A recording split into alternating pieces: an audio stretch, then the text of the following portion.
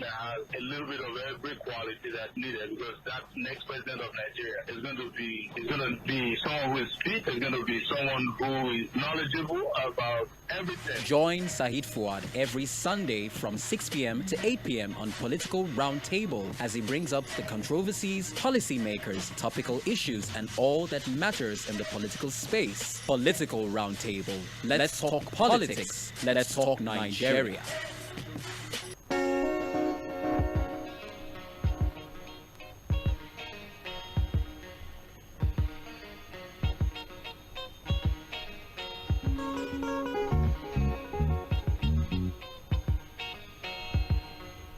Alright, it's time for Political Roundtable on Mainland 98.3 FM. My name is Saheed Fuhad, of course, the show where we look at the major issues in the political space. The table is full this evening. We have Barrister Curtis Adigba in the studio with us. We have Mr. Oni in the studio with us, and we also have Nuruddin Adegbero in the studio with us. Again, two major issues we are going to be looking at on the show this evening. Very important issues, because of course those are the two major issues that we consider to be the most important at this time.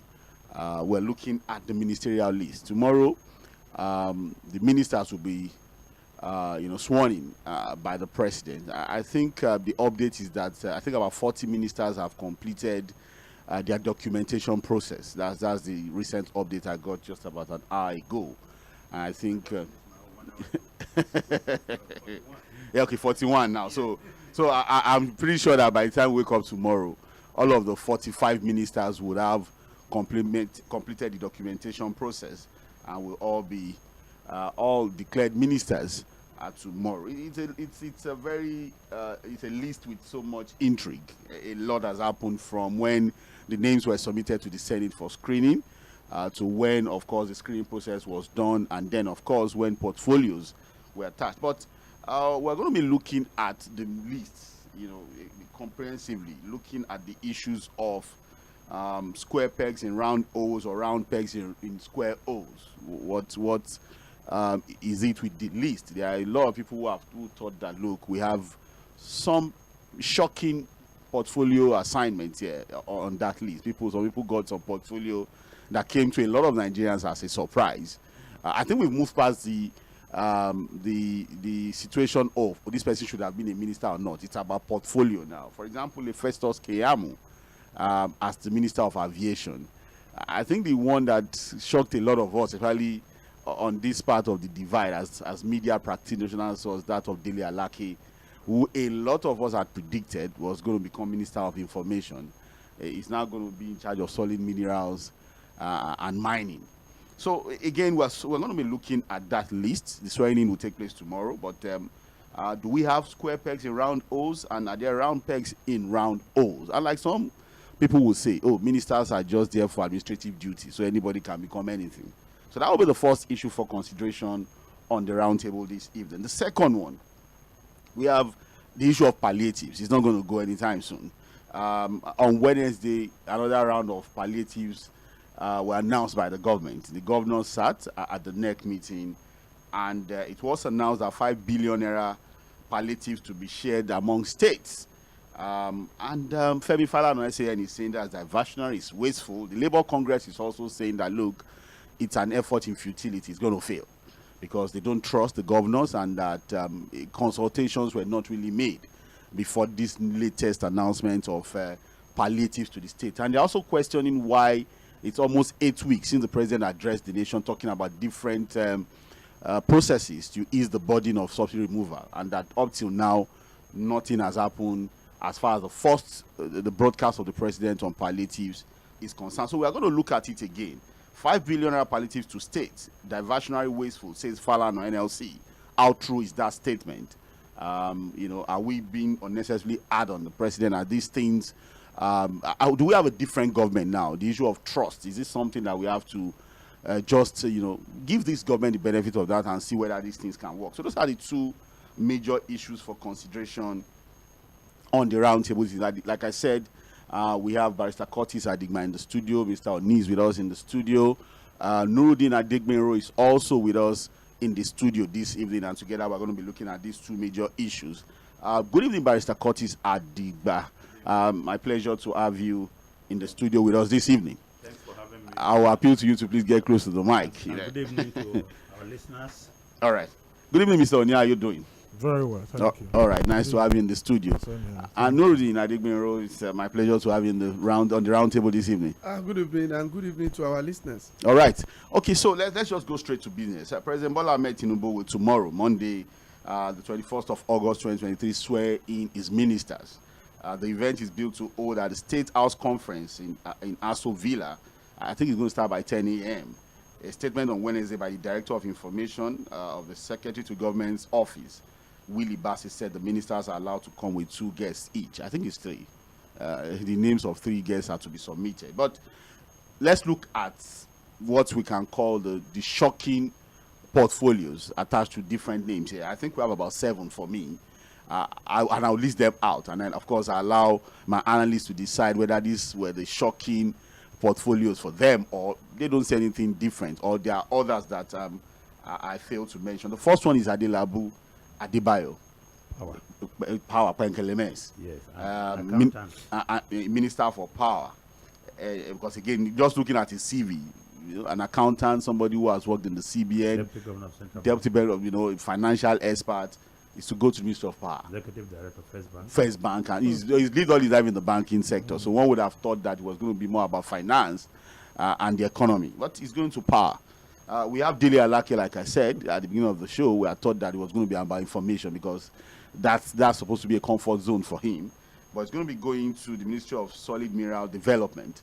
A lot that we need to talk about as far as that's concerned. Then we have Lola Adejon, Minister of Tourism. All we know is that he's an IT expert. That's looking at the CV. We know that an IT expert, but Minister of Tourism.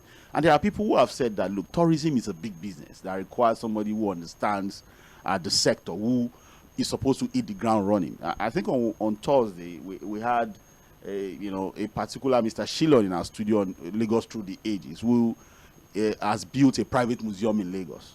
The Pan-Atlantic Museum in Lagos was privately built by the man. I said that, look, the potential for tourism in Nigeria is massive, but unfortunately we've had people who don't even understand what tourism is. But again, we have a Lola Adejon who is going to man the Ministry of Tourism. But it's been pulled out of Ministry of Information. Initially, it used to be Ministry of Information, Culture, and Tourism. So one of the reforms that we're seeing from this government. But again, one of the questions about having round pegs in round holes or square pegs in round holes is why we are lighting this. Festus Keyamo.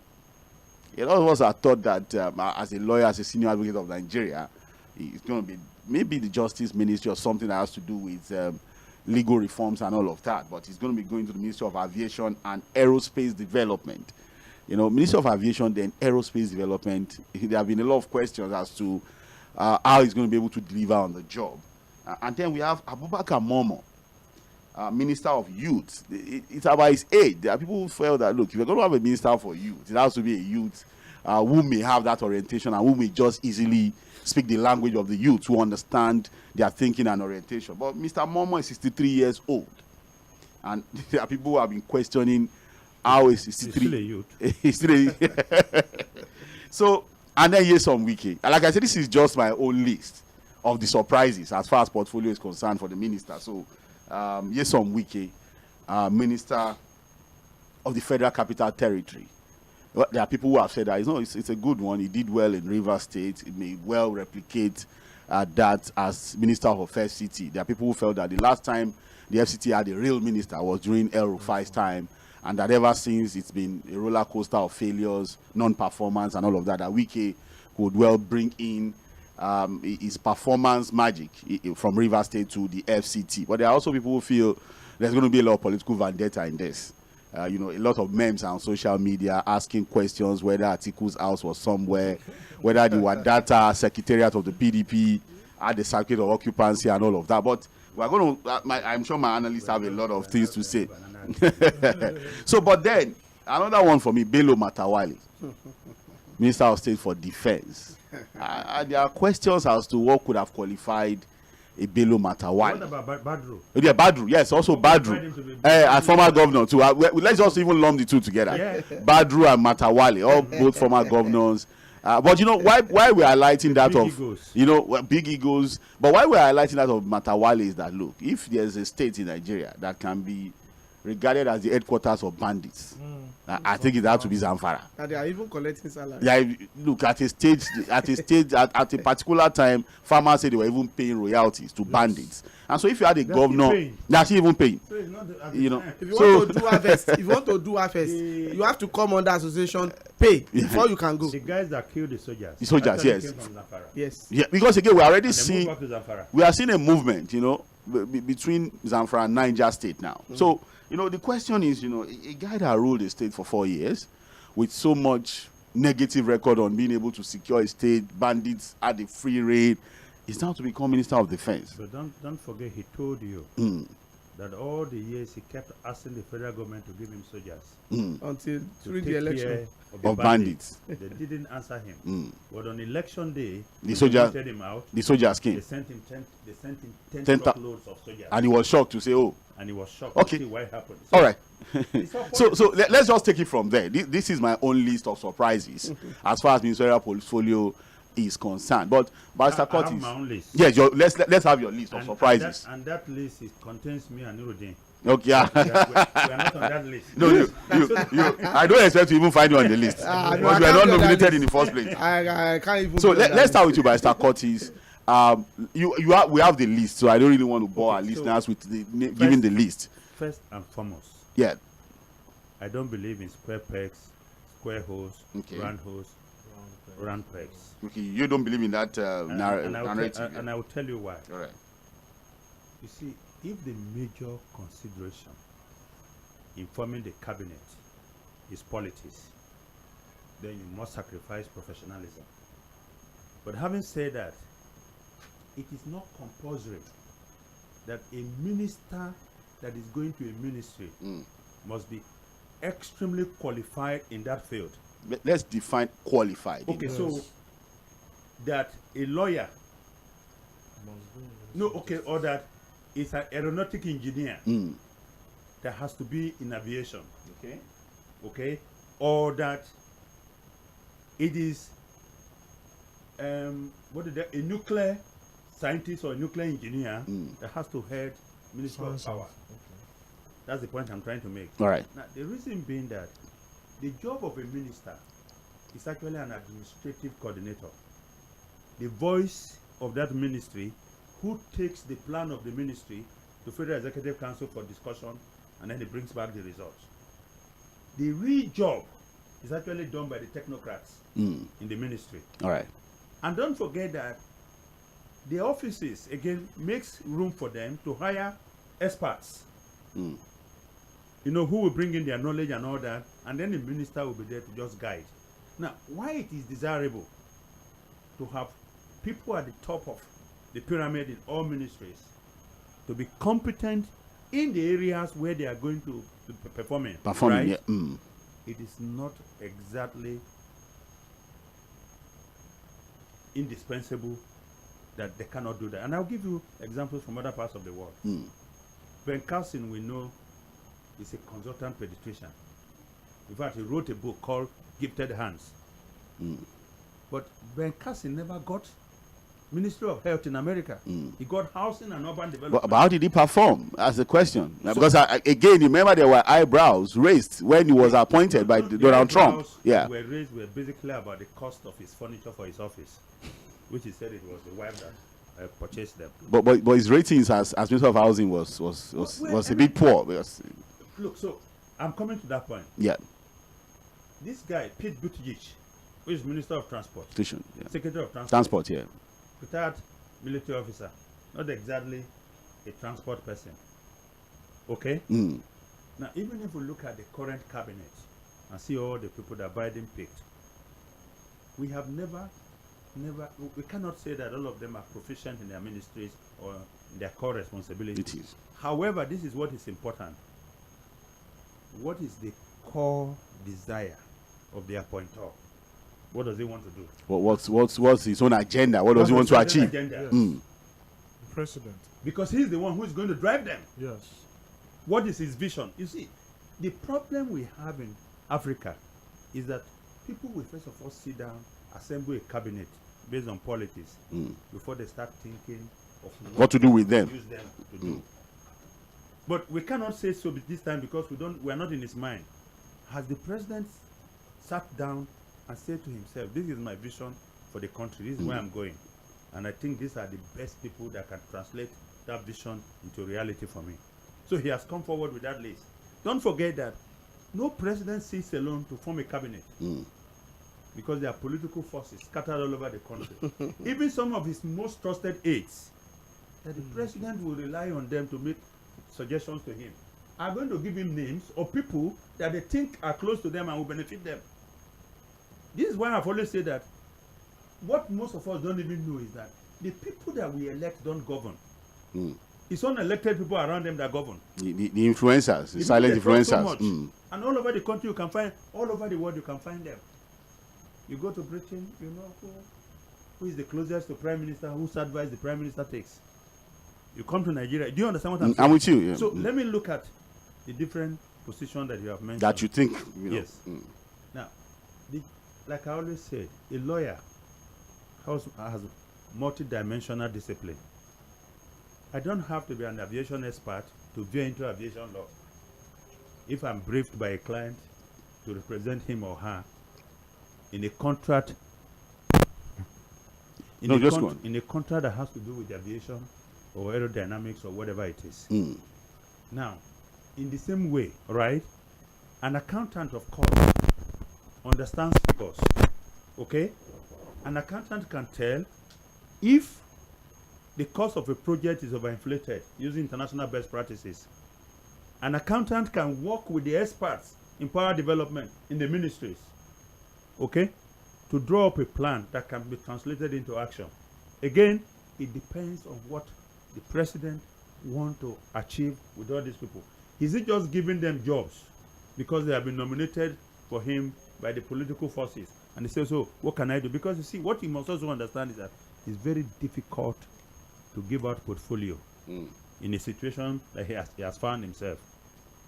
So I have no problem with the people that he has chosen. Do you understand?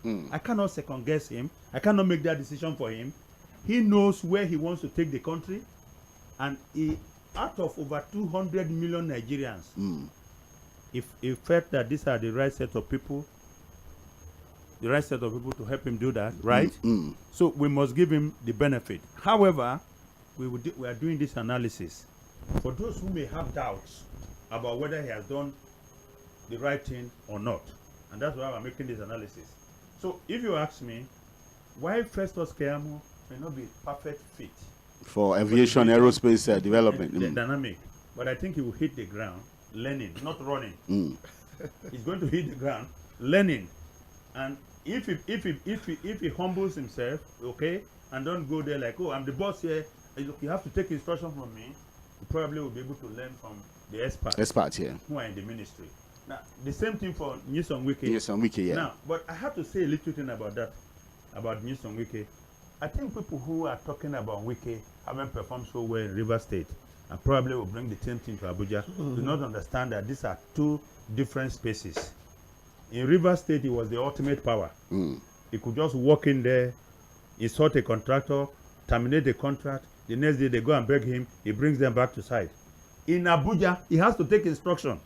From the committees. From the committees. He has to go to the National Assembly for his budget. You understand? So it's like when he decides he's the alpha and omega. Yes, so, he has to work with civil servants, all right, who are themselves entrenched in the system. Not like the state civil servants that they can just wake up and sack. So it's a different kettle of fish now. Also, he cannot just wake up and begin to demolish people's property like he has done in River State. And there is rule of law. The people will go to court and prevent him from doing so. And don't forget that people who own big houses in Abuja are not chickens like me and you. So it's not going to be easy for him. Now, and if he wants to go above and beyond what his duty should be, I can assure you that he will enter into troubled water with the president. because the president also will not give him a free hand to ruffle people based on his political preferences or vendetta. So all we can expect at this stage is to hope that the people that the president has chosen are capable of delivering on his vision for the country. So based on that, I want to give him the benefit of the doubt. For now. For now. All right. Mr. Olalekoni. Yeah. Again, well, I think Pastor Curtis has laid the foundation for a lot of what we're going to talk about as far as this portfolio to these ministerial nominees are concerned, or confirmed ministers are concerned. But this is one issue. Adamu, the last minister for education, had made a statement that, look, I have to start learning on the job. And a lot of analysts had thought that, well, maybe that was the reason why there was so much chaos in the educational sector, because he said, look, he had to consult with professors to guide him. He had to ask a lot of questions. It took him time, to settle in. For example, Festus Keyamo, yes, a brilliant lawyer, senior of Nigeria. But don't you think that, look, when it comes to the aviation sector, aerospace development and all of that, you would have to spend days, if not months, trying to understand exactly what to do. Yes, I understand the idea of, he's going to be working with civil servants with a structure that is already existing. But as a minister, don't you think it would have been better for us to have people with some level of knowledge in this ministry? Do you also think that it doesn't really matter, we should give the president the benefit of the doubt, and it's all about the agenda of the president? Well, my own opinion, since we've had this portfolio attached to the minister designate, has been that I also have my personal reservations about, some of these guys going into these ministries and all of that. But I've always cited an example. Which ones are the reservations to start with? Let's just... Well, it was a shock at first that Dele Alake didn't go to the Ministry of Information. Okay. But I had to research about the man that is going there. Then I discovered that he's also a media person who is the publisher of Blueprint. Blueprint, yeah. I've seen some of the things he has done in the media in the past. So it came as a shock. But just like Barrister Curtis has explained, the president has a vision for every ministry, and he knows, I think he has been, Dele Alake is a very close ally of the president, and it is very, very possible that there has been discussions behind the scene and say that, guys, around solid minerals and all of that. Yes, this is what I want to do. Very critical sector. Very critical. We had some days ago by Falana, who said that there's a capital flight of $9 billion outside illegal gold mining. $9 billion is a whole lot of money for for the federal government that is trying to meet its financial obligations and all of that. So I think there will have been. In fact, I told somebody in the corner and I said that putting Dele Alake in solid minerals is very strategic for President Bola Ahmed Tinubu. I am so sure that there will have been discussions in the background and say, can you do this? This is what I want in these solid minerals and all of that. Coming to Keyamo, I gave an instance. I said one of the best Minister of Works Nigeria has ever had has been Babatunde Raji Fashola, SAN. If you look at it, he's a lawyer. Everybody knows that, and he did his best in the last administration. While he was in power, our generation increased.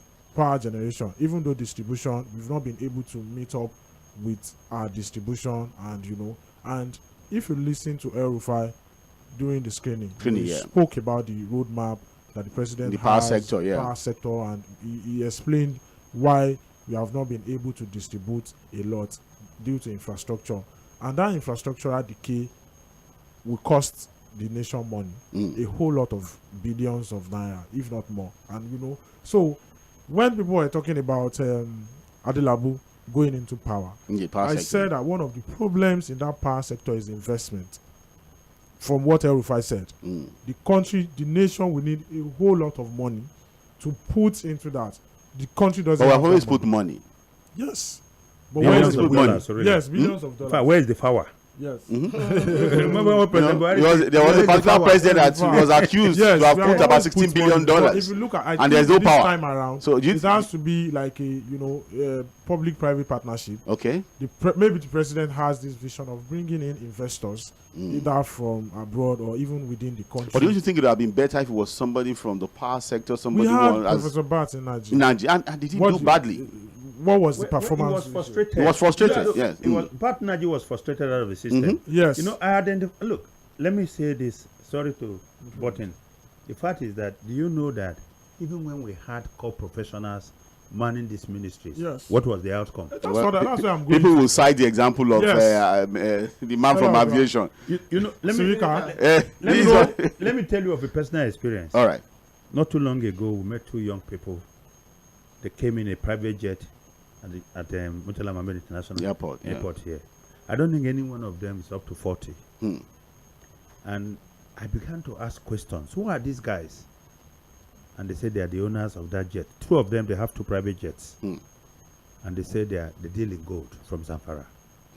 Young boys. And if you know that the way God has blessed this country, you go to Kogi State, you find red diamonds. Pure. Yes. Pure. Sweet one. Pure. Let me tell you. In Kogi State. Money. Nigeria can live alone on solid minerals that we have in this country. One of the things that is fueling banditry in Zamfara. Yes. It's the gold, yes. Is the gold. Osun You State. understand? No, I think the governor of Niger State talked about illegal mining being the reason behind all of the banditry. You also talk about tourism. That I forgot to talk about it. Do you know today that Dubai, the United Arab Emirates, make more money from tourism? No, they moved from oil. They moved their economy from oil. Long time. Oil now is It's just an add-on. secondary source of Income resources. for them, Their main source. Unfortunately, we don't value tourism, and yet we are so blessed. With a lot of tourist sites. Tourist sites. Around the country. Around the country. So, like again, it depends on the president. Yes. What does he want to drive? Yes. Okay. What's the vision? Vision, okay. All right, Nuruddin, I would like to look at the issue of Zamfara, because again, there are people who think it's not even about qualification now, it's about track record. The defense ministry. And, there are people who have said that, look, there are some ministries that whether you like it or you need core professionals to man them. People have talked about finance, for example. I think Wale Edu is a perfect fit for that position. Ministry of Health, I think Professor Patti, perfect fit for that position. And Core professionals. Core professionals. And people have said that, look, yes, we may say for other ministries, anybody can take charge and drive them to success. But defense, with the level of insecurity, people are thought that we're going to get somebody. Economic planning also is very important. Very important too. I think we got Atiku Bagudu. Bagudu, So, but again, there are people who thought that, look, for defense, because I'm sure Barrister Curtis will want to agree that the Secretary of Defense in the US must be somebody who is probably a veteran. Lloyd Austin. Lloyd Austin. Yes. Even Robert Gates. Yes. All the previous ones. It's either you are a core military professional. Or at least you went to West Point. Yes. I understand military. So I'm going to come back to you because, again, people are taught that, look, if we're going to maybe tinker with anything, it shouldn't be defense with the level of insecurity we have. Now we have Minister of Defense Bagudu. Kwakwanso was Minister of Defense. He was chaotic too. And we knew when Banikuro was Minister of State too. Nothing happened, So, but now we are having a repeat of that. So we have with the NSA. Even there are questions about the NSA. Look, there are people who think that, look, for us to have the NSA as a former police officer is still not a perfect fit as far as the military hierarchy is concerned. Not even one who is at the top of his profession. But when it comes to security, NSA, no. Does it have to be about No, I'm saying that some eyebrows have been raised. It's a political position, but it's the coordinator of security. So what they are saying is that his relationship with the top military hierarchy may not be as smooth as expected. That's what people are saying. Yes, again, because he wasn't. I think he wasn't. Was he a commissioner? He was promoted there. Yes. But he was and never rose to the pinnacle of his career. So for you to now be talking to generals and all of, so there are still questions as to the choice of no Ribado. Here we now have two politicians without any form of military background. Do you think a country that is at war? A country that is at war practically with bandits and all of that, and there are people who have said that, look, how would the service chiefs, for example, now sit with a Matawale and feel very comfortable talking security issues, sharing intelligence with them and all of that? Do you think there's a problem there? Well, I will merge it with my own list. Okay, list of surprises or disappointments. In fact, one thing about these ministerial whatever is good, bad, and the ugly. Let me start from the one of Matawale. Don't let us deceive ourselves. You said there are some certain ministry we don't need to have professional. Then automatically, we could work. There is no ministry. There is no ministry that doesn't need professional, because those people that read what related to that ministry, that means you are rubbishing what they've read. Let me start like this, like the one of Matawale and Jigawa man, Muhammad Badaru. Don't let us deceive ourselves. it is purely a political decision. Is a comedy related appointment. Don't let us deceive. That is my own thinking. We are talking about defense, for God's sake. With the successes that our Nigerian soldiers have done, even the Air Force or whatever they've done in the last 8 years of Muhammadu Buhari, then what we can present is the president having any problem with old generals, old militias. Do you want to tell us that even within the APC, we don't have the whole generals that can fill that post? I think the former chief of air staff contested in, I think, is it Bauchi? Yes, Bauchi. Yeah. Farouk, or what is his name? Sadiq. Yeah, Sadiq. And I think he did very well, you know, Sadiq. when he was in the, one thing there is because one thing there is that there are some certain ministry. Forget, you are outcast. If you like, go and have PhD in any profession. Ministry of Defense is another school entirely. It's another school entirely. So both Badaru and Matawale put together, 0 times 0 is 0. 0 plus 0 is also 0. 0 minus 0 is also 0. But don't you think the president can drive it? Can set the agenda and drive it? You are talking about the president that is also a military man, former military man? No. What I thought he would have done, have somebody as a minister of defense, then have all these politicians as minister of state under it. By the time you are now packing Bello Matawale and Badaru together, the same Badaru that failed to look at the area of Bokia, the area of Kefin Hausa, the area of Duse, the area of Kiyawa, the area of Hadeja, the one of Kirikasama, Malam Maduri. And these are borders, local government with Yobe State. We are at that particular time, even as we speak now, it's like Yobe is already, maybe when Malabuni now became the acting national chairman, everything went down a little bit. So on that particular one, so you think it's a no-no as far as defense? Okay, so which other ones do you? Then another one is the one of Dele Alake. Don't let us deceive ourselves. The blueprint man is there. If the president, it's very obvious, we know Bola Ahmed Tinubu that he always want to have money available to run governance. That is why his style of leadership put it on finance. That is the strength of his own leadership skill. Getting money for the government. Getting money. And if you have to get money from solid mineral, is it not a professional that knows the route, that knows the way, that have practiced in that particular line, that can really drive that? I am telling you, even if you are a governor, who's a professional in solid mineral? I'm telling you, we all know. He has a geologist. we have somebody a geologist. In fact, don't let us deceive ourselves. There are some certain things that, okay, if it's not compulsory, how come we have a geologist? How come there are some component professionals? It may be white, but there are some components. It's not that when you are having somebody all his life, all of us, we know Dele Alake. We all know him. He has never done any other work outside in his life. The media. But those the guy that's now being pointed to information, I give it kudos. You know the reason? It's coming from the angle of PR, which we have been clamoring for. That Minister of Information is not the birthright of a journalist. He should be a PR person. So on that particular one, I give him thumbs up for that. But the problem that he may face is this: we all know being a publisher isn't from being a journalist. So, but he has a PR background too. With the PR background, which if he can try much as possible, have a very good special advisor that has room to be a journalist of repute, I'm telling you, it can go provided that it doesn't choose Nigeria journalists as his enemy. Because anybody that becomes, we know what's like Muhammad. He's a publisher, he shouldn't make us enemies. You can, how many of them are even paying salaries? Don't let us even go there. Then another one that is the one of Festus Keyamo. Okay. We are ridiculing that ministry. Aviation. I'm telling you. With all our appointments. When Basakoti said, even Hadis Rika that we have that is a professional, if a professional has failed in that ministry, so what is our hope in a lawyer that has never even known one button? Because there are people that are pointing to when Fani Kayode was appointed, it was a complete failure. No, that is not, wait. And subsequent appointments. So I don't know what happened to that ministry with lawyers though.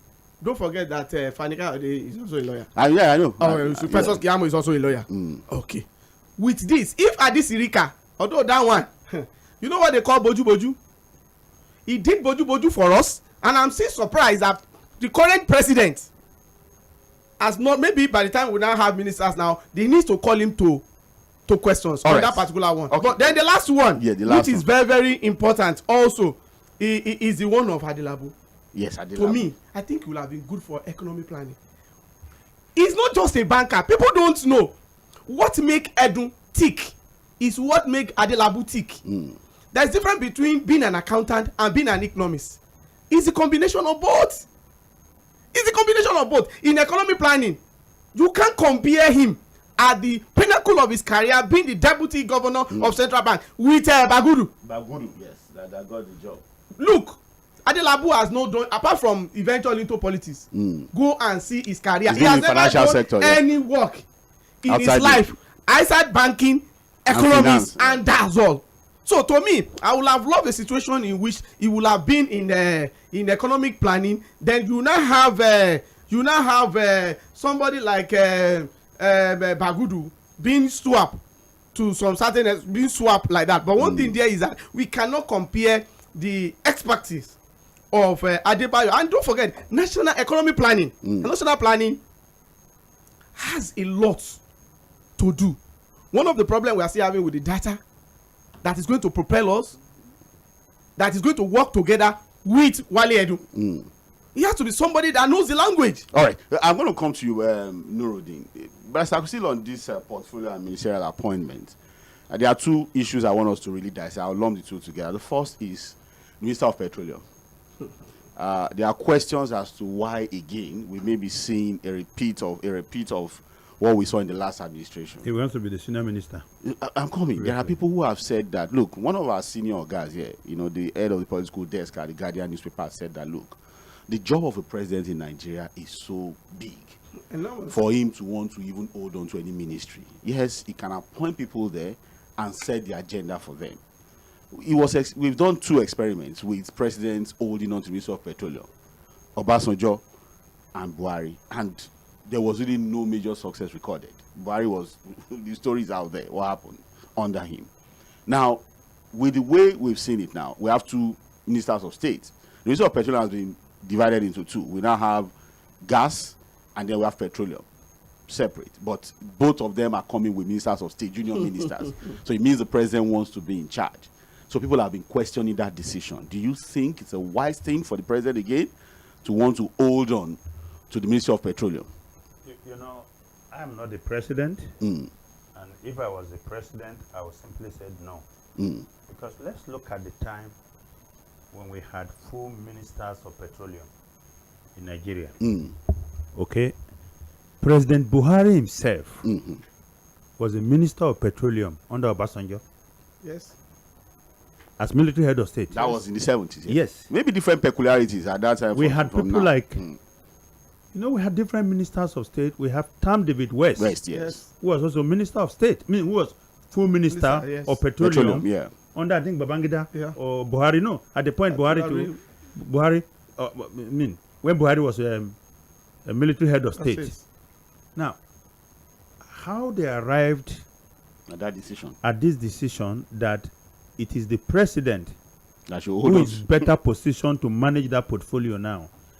I've always asked myself, I say, could it be the disaster that Desani Alice in Madweke got upon that ministry? Do you understand that? As that made president wants to keep the ministry to themselves. Yes, because you see, Yar'Adua didn't do that. For the short time that he was there, he was not the minister of petroleum. He gave it out. So I've been asking myself, now, like you rightly observed, it has not worked.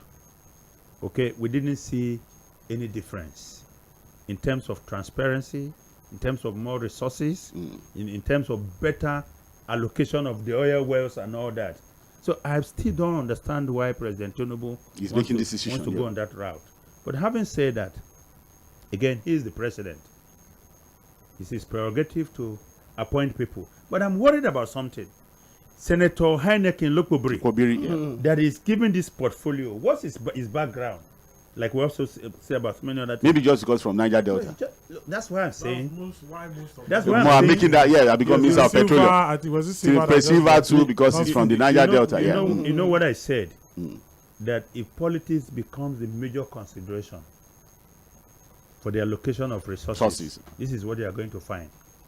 He was a senator, and for a very long time he's been struggling, but he backed this president in the campaign. One of the few, Yes, you know, from that area. From that area, yeah. And that probably would be the reason why the president wants to reward him with a juicy portfolio as this. But I think it's important that we understand that these guys are not just going to be public servants. They are carrying the destiny of this nation in their joint hands. It's like they are knitted together with their hands around the president, and they are carrying the lifeblood of this nation in whatever portfolio they find themselves. Now, will the president be able, you know, to barrel down on all of them and ensure that they perform? Because whether you like it or not, in every administration, you will find people who will drop the ball. Yeah. Like during the Buhari administration, some ministers, in fact, if you ask some people and say, who is the minister of so, they don't even know. Yes, because they were just there. Yeah, they were just there. They just wanted to make up the number. Doing Special their duties. thing. Yes. People never knew that Akume. George Akume was, Yeah. Yes. Even the minister of is it industry or commerce? they're just there, quiet. Nobody. Nobody- You know, had there was a to time as young pupils and students in secondary we school, were taught. you were taught you could Yes. you have the Governors, names of yes, ministers, governors, state and capital. capital, and ministers too. know all that. You know If you're everything talking about of- finance, you're talking about AA, Alaji. Yeah. You know, The powerful guy. Yeah, and, you know. So, but we cannot second guess the president, like we said. This is prerogative, but this guy is not up to the job. He can fire so and again, bring in a new set of people. okay. So I think that we should just give him the benefit of the doubt at this moment. This will be his first cabinet pick, and let's see what they do in the next 6 months. Okay, the same question to you, Mr. Olalekoni. Like I said, people feel the president should just have appointed somebody as the Minister for Petroleum and then oversee. Because what a lot of people are saying is that, look, it's not going to be about petroleum alone, Minister of Petroleum or gas resources alone. Like you said, most of these appointees would have to report to him. He will probably have to set the agenda for them. So he has 45, 48 ministries to supervise, to perform oversight functions. And because, again, we are hoping that we're not going to see a repeat of the Buhari government, where ministers are giving appointments and then Mr. Fashola said it. He said, look, Buhari just gives you the job and he allows you to do it. Unless you come back to him again, he doesn't ask questions. And there are people who have thought that, well, maybe that was the reason why the government performed poorly. But he said Tinubu micromanages. You know, so if a president and he said, Fashola said Tinubu micromanages people. So if you have a president that micromanages appointees, The it means workload again. the I now workload. So being don't you able think to- it would have been more effective for him to have appointed a minister for petroleum and then micromanage all of them? Or do you think there's something wise about that decision? I think we should take a caution about this Ministry of Petroleum or Minister of Petroleum, because you know, if you look at that list, there's still some ministry that we are yet to have a minister. Actually, maybe they may be Yes, slotted. we have Niger Delta, and I think Ministry of Environment, where the Kaduna. Yes. slot So that's even supposed been to- penciled down for yes. Kaduna So State. I Yeah. think that. So we will still see a minister for president, petroleum.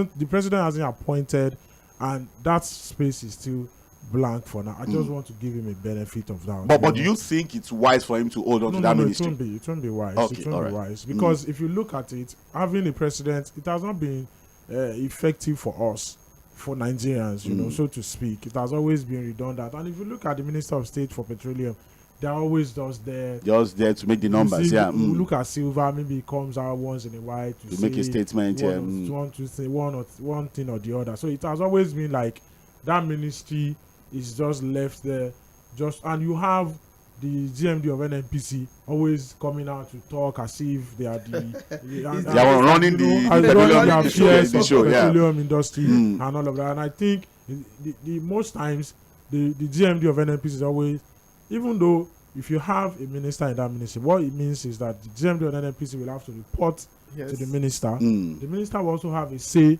in the industry and all of that. But GMD going to the president, and what they always do is, if many people are not comfortable with the present Mele Kyari because of this back and front with the fuel price, how NNPC is being done, how the refinery is, and you know, if you have an active Minister for Petroleum. Yeah. In fact, one of the major responsibility will be to see that we have a functioning refinery, and the questions will always go to the Minister for Petroleum. So I think it is important that President Tinubu appoints somebody, especially somebody who is capable, who knows about that industry. All right, but part of the problem that we have is that we don't have president that gives ministers deliverables. Yes. This is your target. Yes. With this also period. Yes. You don't deliver. And this is how I'm going to assess you. Yes. Now, having said that, you know that even this petroleum ministry has been a problem. In the sense that when Ibe Kachuku was brought in, Yeah. he first of all came in as group managing director of NNPC. Yes. Yeah. Now, he facilitated the amendment of the NNPC Act Yes. that said that the Minister of State will not be the person he will be reporting to. He will be reporting to the president directly. At that time, he met Mekanti Bello, yes. who was supposed to be the group managing director, but because he was brought in, the man was transferred to Minister of Petroleum. Yes. Then Mekanti Bello fought back, and Ibe Kachuku became Minister of State. He became group managing director Of NNPC. and he started reporting directly to the president, based on the amendment. And Kachuku wasn't comfortable with it. And that was what led to the his exit. to the problem there. Yeah. So I think this is an area that needs careful handling, because this is the lifeblood of the Nigerian economy for now, where we're trying to persist. And that may also be weighing heavily on the mind of the president, that I need to be in charge here, to take charge of the affairs of this place and to ensure that things are done properly. But I think for transparency's sake, he shouldn't be the Minister for Petroleum.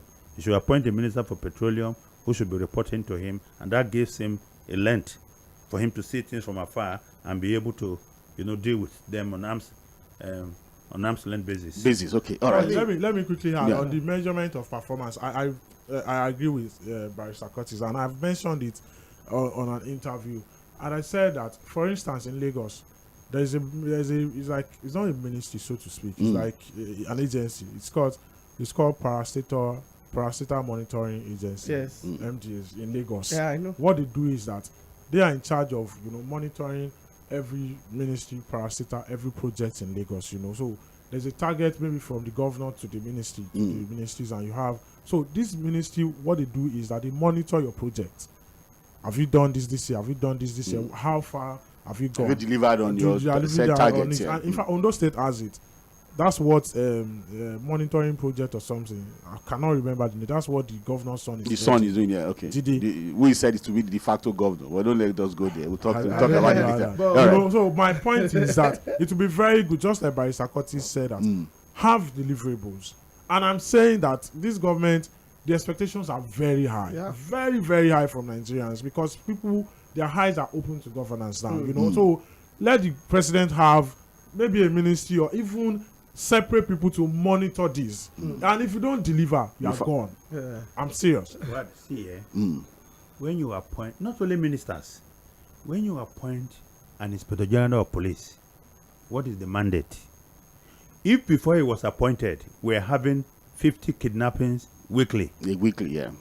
Are you saying to him, for me to consider you a success, you have to reduce it to 5?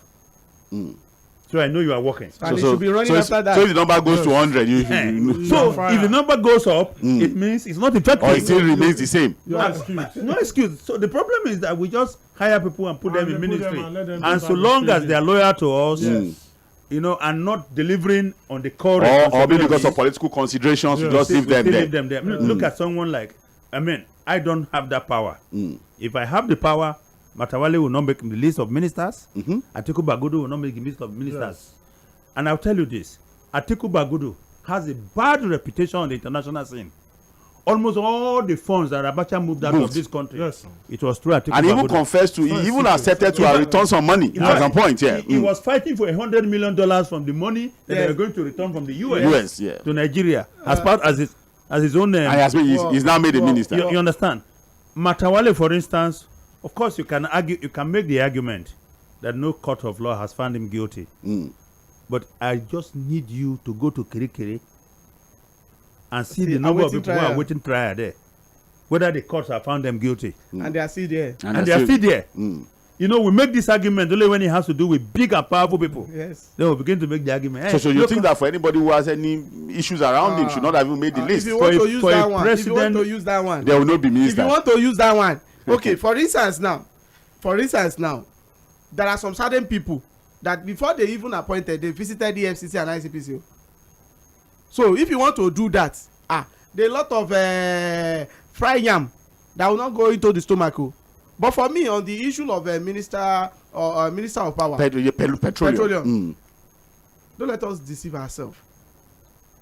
If President Bola Ahmed Tinubu really want to focus on that ministry, the way we have said it, Lokobiri happens to be a lawyer. He's a lawyer.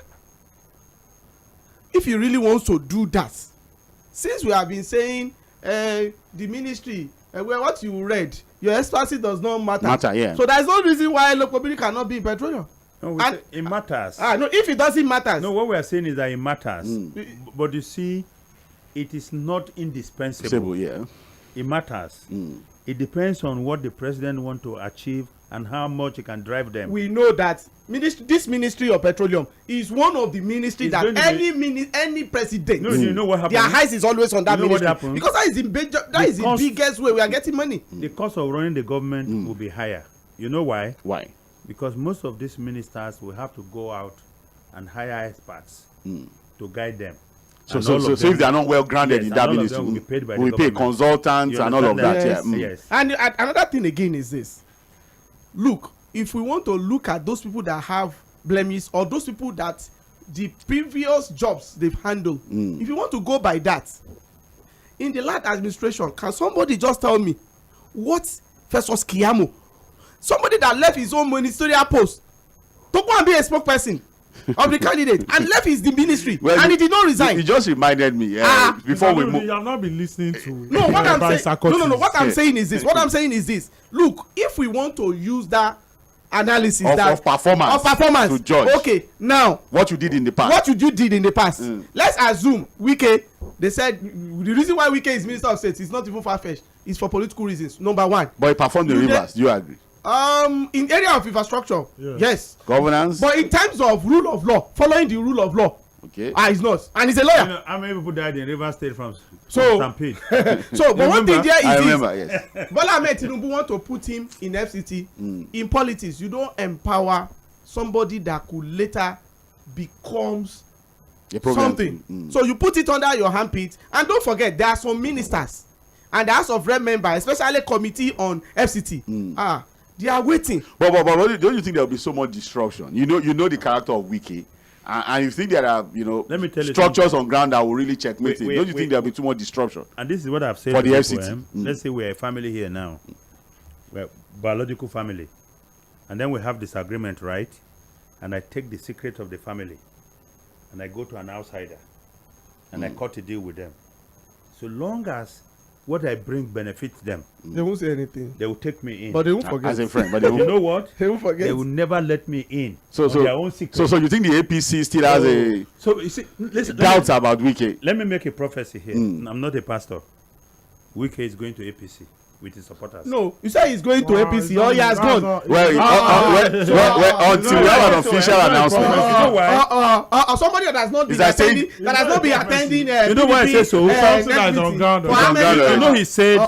He said he will never join the APC. Yes. Politician. He's not looking for that position. And he also said that APC is cancer. Yes. Why PDP is headache. Maybe he has a rethink now. He has seen things differently. And you know, so what I'm saying is that when somebody has that record, yes.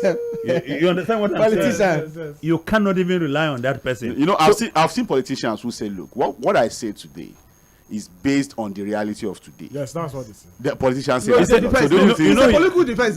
He said he would never be vice president to anybody. Yeah. On the reality of that moment. But he lobbied for it. Something changed along the line. But look. See, but he said he's not going to even be minister. Yes, and he's a minister now. When he said it, the circumstances were different. At the same, when somebody has won at that particular that has been declared at that particular time. So let me tell you a story. Yes. During the Liberian crisis, there was a meeting that was called in Akosombo in Ghana for an interim president to be chosen for Liberia. Charles Taylor indicated interest. Hezekiah Bowen, the then chief of army staff, indicated interest. Alhaji Koroma indicated interest. Sheriff, who later became president, indicated interest. So they met and they were going to vote. Now, Charles Taylor convinced Hezekiah Bowen to back him, which means he will get 2 votes. But in the course of the voting, when they announced that if you want to be an interim president, you should raise your hand. Everybody raised their hand. Hezekiah Bowen too raised his hand. So, the man changed mind. So Charles Taylor looked at him and said, "Me, what happened?"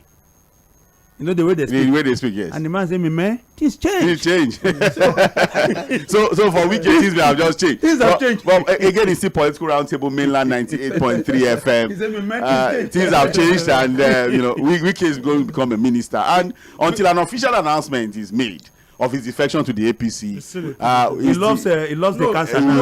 When you say somebody is a PDP, they've done how many meetings as a neck? He's not happy with the PDP. I'm coming, and he doesn't send the representative. Then number 2, it's not because he's not happy. No, we are just saying it's not official. But what I'm saying, we are not talking about emotions here. We are not talking about friendships here. We are talking about politics. I can tell you, if not 85% loading, is 95% loading. That is. They gave him injection last week. So we saw anybody that received injection from Ganduje. Okay, still Political Roundtable. It's still Political Roundtable Mainland 98.3 FM. We are looking at portfolios to ministers, and of course tomorrow will be the day for swearing in. We are going to have brand new ministers now taking over these ministries and running the government. These guys can't. I don't think they will sleep tonight because anything can still change. Before we go, yes. On this issue, because it's very, very important that I said this. Okay.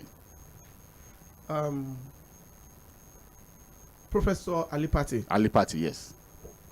If his experience in public health, in primary public health, because I could recall what he did within 2 years under Goodluck Jonathan, okay, as a minister, before he left the ministerial post to go and get the professorship.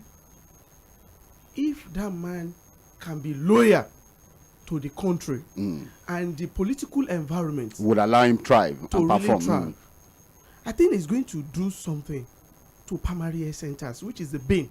Then the second one, he spoke a lot about it during his screening. That is his own forte in the world, if you want to pick, because that area is very, very key. Then very the second one, the one of Lateef Fagbemi.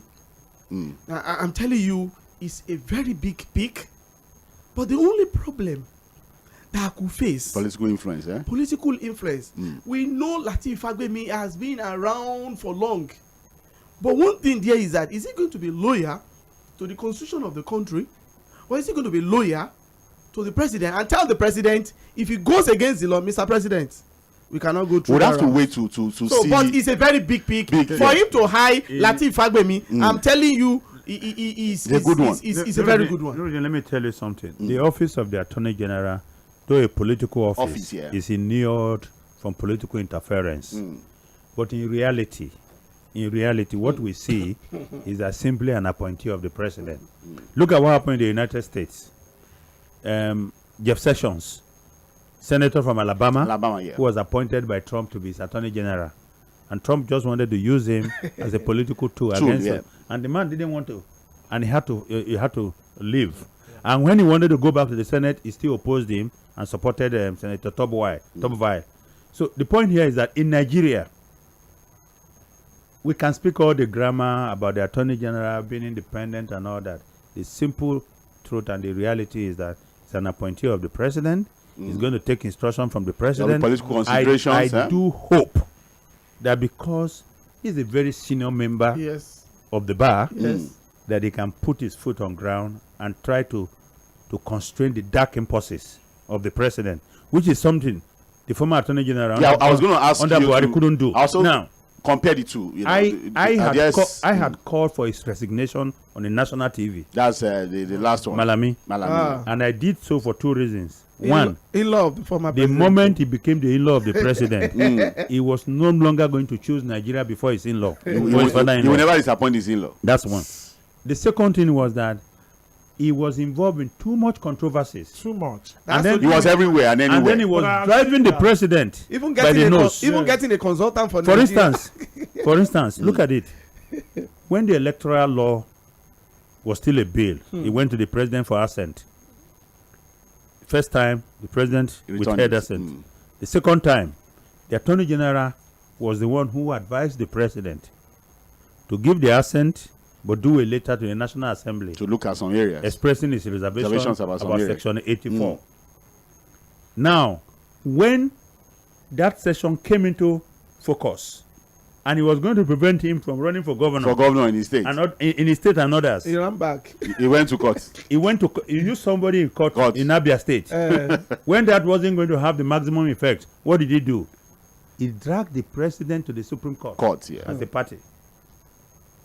See, that's where politics overtook independence. And the Supreme Court really gave it to them by saying once the president has signed, you can't come again to question it. So he should have withheld his assent in the first place. And then when you look at more important issues that this attorney general should have taken to court, for instance, every year, and it's going to happen this year, I mean early next year, every year, once there are budget estimates from the executive that go to the National Assembly, they must tamper with it. Padding and adjustments. This is an issue which is not even their job. This is an issue that should have gone to the Supreme Court since. Let's have a definite ruling whether the National Assembly can tamper with figures, add or subtract. Exactly. Even to their own budgets. So he didn't bother about that. He didn't bother about even the powers of states to do certain things. But he dragged Mr. President by the nose to the Supreme Court on an issue of vested interest because he wants to become governor. No, at that particular time, he has bought a lot of people. So I do hope that Lateef Fagbemi will be different. And I do not hope that it will be different. I hope that in the areas where he will not have clashes with the president, he can be very effective in terms of law reforms. But again, okay, it's still political. I'm going to come to Mr. Alele. It's still political roundtable, mainland 98.3 FM. I can see that messages are already dropping on our Facebook platform. We are streaming the show live on Facebook and YouTube. And of course, you can be a part of the show. It's interactive. And definitely, I'm going to read out all the comments on our Facebook platform and our YouTube platform. Of course, we are still going to open the phone lines to take comments and contributions. But that would be when we've touched on the second issue on the roundtable this evening. The number is 09136000410. 09136000410. Again, we are streaming the show live on Facebook, Mainland FM 98.3. So you can drop your comments and contributions there. You can also drop your comments and contribution on our YouTube platform, which is Mainland 98.3 FM. Again, like I said, I'm going to spend some more time reading our comments on the two platforms. Now, before we move to the second issue, Mr. Oni, we know the president, when it comes to politics and all of that. Lateef Fagbemi is a senior member of the bar. He has the record, the track records are there. But you see a situation where, from what you know of him and from what you know about the president, because there have been questions also or comments or suggestions that the Ministry of Justice and the Office of the Attorney General should be separated. Yes. It's still the same issue of political interference and all of that. I don't agree. Again, people are saying that because of our experiences in the past. We've had attorney generals, ministers of justice that have been too political, that have, caved into political influence, dictated from the president, and that's probably the reason why people are saying. Both of them will cave in. Given the so even if you separate the two offices, is it not human being that will? Don't we have Solicitor General? See, this same question I was asked 3 days ago, and I said, listen, what people do not. They asked me whether the case of Abu Rashid Bawa would have been different if we had an attorney general who is different and Minister of Justice. I said no. The office of the attorney general and Minister of Justice is a position. The issue of whether Abu Rashid should be in detention or not is a democratic attitude. So people must understand this. We don't have to have an attorney general, Minister of Justice. So do that. Before those in the Ministry of Justice do and their the government, job. We understand that you cannot detain somebody indefinitely. According to the law. According to the law. Look, in the absence of all these people, don't we have Solicitor General on ground? I think Solicitor General even took a labor to court. So why has contempt of court? Why has he not said to the government that you cannot do this? Even without Minister of Justice, they be doing their job. Yes. So the Ministry of Justice should be on autopilot, really, because we are with or without the minister. We are democracy. One is a position, the other is an attitude. Yes. So democracy recognizes that you are entitled to your liberty, except a court of law has found you guilty. In fact, in our constitution is there. If a man is accused of committing an offense, you are to detain him for 24 hours, where you can find a court within 40 kilometers from the court premises. If you cannot, you have 48 hours to do so. So you cannot just keep him before you start looking for. This has nothing to, even if the Attorney General is on seat, this will happen. As much as I don't want us to digress, Mr. Curtis, are you worried that Bauer and his lawyers are not saying anything? He's been so quiet, unlike Emefiele. I read today that he has refused to hire. You know why? That's the worry for me. You know why? What's happening to him? No, he's not. But He's not a lawyer. No, let me So tell are you worried that he's been so quiet? I'm worried, but let me tell over you, 2 months now. I'm worried, but I think this is what is playing on their mind. Government is determined to hold me, no matter what I do. I don't care. So look at Emefiele. They took him to court on illegal possession of arms. The court gave him bail. Right within the court premises there. Within the court. They arrested him. So I don't want to be part of this drama. But don't you think it's better to try and put it out there? You know, I'm surprised that he's not saying anything. You know, human beings have differences in how they approach issues. So he's saying, I don't want to lift a page from the playbook of Emefiele. I don't want to get into the press. Yes. I don't want everybody to look at me and mock me. That's why people think he has a lot of things to hide. No, so what I think they are doing is they are using politics to reach out to people and say, we don't want to go to court because we don't think that the court can give us any solution here. Because even when I'm granted bail, they will arrest me. Again. So what is the use? All right, let's just move. Before we go, Barrister Curtis, I think we should be worried. I'm a proponent of rule of law. And the reason why I'm saying this is this. It could be anybody. A situation in which we are running a democratic setting. And we are disobeying courts. And we are disobeying it, and we are keeping somebody in the custody of an agency of government, even if he decide not to have a lawyer, even if decide that said he should be charged to court. He should be charged to court. If the court now said, okay, go and remind him, so it's in the hand of the court.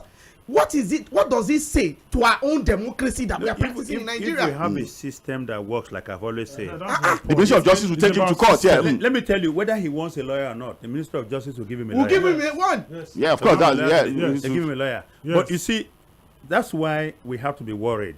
And I've always said this: we don't prefer democratic governance or government to military or authoritarian regime because they allow us to speak grammar. No. It's because of the rule of law. It is simply because of the rule of law and the respect for the rights of the individuals. If it comes to infrastructure, like I've always said, the military can build better and faster infrastructure. No, history has shown us. History has shown us. It is because of the rule of law and the liberty of and the liberty people, of the human person. Yes. And so if it becomes a problem, and so if it becomes a problem under democratic setting, yes, then it's what. All right, let's just move to the second issue. Like I said, I don't want us to really digress. We're going to be looking at palliatives. Femi, Falana, and SAN has said that, look, the palliatives are just a complete waste of time. And that, look, whatever is going to come out of it is going to be the same old story. Nothing is going to happen. And what he has said is that, look, there's a complete dollarization of our economy. He was very clear about the idea that, look, everything has been completely dollarized. And until we attend to the dollarization of our economy, nothing will change. The Nigerian Labour Congress is saying that, look, governors cannot be trusted. And in fact, what Joe Ajero is saying is that, look, there was a time they met with the president and some sets of interventions. I don't like the word palliative, but since it's the popular word out there, let's just be for sake of because again, when I looked at the definition of palliatives, I got worried, really. But let us say, okay, palliatives were announced some 8 weeks ago, and Joe Ajero is saying that, look, 8 weeks down the line, none of the committees that were supposed to implement what was announced by the president had met. I think some members of Labour were supposed to be part of the committee to activate what was announced. Now on Wednesday, at the NEC meeting, new set of palliatives were announced, and that's got a lot of Nigerians talking. Every state government will now get 5 billion naira, and I think it was clear what the money will be used for: to buy 100,000 bags of rice, 40,000 bags of beans, and fertilizers to be distributed to farmers. There have been so many questions around that announcement. People have said that, look, when we complain about 8,000 naira, we didn't expect that again to be about sharing rice and all of these things. Can we change our focus? The spokesperson for Arewa Consultative Forum has said that, look, the fact that each state is getting the same amount is even a problem. Yes. Because the poverty level across the country is not the same. The population is different. And the population is also different. That, look, it means that there was really no forensic thinking or No proper data thinking, no data and all of that, you know. So too many questions around palliatives or not. There are also people, I saw a very funny video, although it was in Yoruba, I would have played it. In Kwara State, where a man was addressing his community members and brought out the rice. The analysis is spot on. You know, the man is a thoroughbred analyst. I know the place. Because, you know, the man talked about the fact that, look, from whatever was brought, I think he said, maybe 50 bags or something is coming to the senatorial district. But eventually what got to the community is less than a quarter bag of rice. So we took the Rican. So, and when he told the women that, look, this is the rice that is coming to our community, they just turned back and said, you know, so there have been a lot of questions. And there are people who have said that, look, the rice is for the most vulnerable. That it is not for people like us who, you know, that it is for the low of the lowest. Who is not vulnerable in Nigeria? I'm coming, we are going to get there, sir. Again, we're just trying to look at some of the arguments of people in government that, look, the rice is not for you and I, it's for the lowest of the lowest. But again, there are people who are also counter that argument that, look, the low of the lowest, if you give them rice and beans, I'm sure they don't have kerosene. For how many days? They can't buy kerosene, they can't buy gas to cook. So it's been a lot of back and forth. But let me take your own understanding of this issue. Do you think that, again, the government is simply scratching the surface? Do you think there's a confusion somewhere about how to really intervene and help the poor as a result of subsidy removal? Okay, so I think that the government is playing politics. Okay.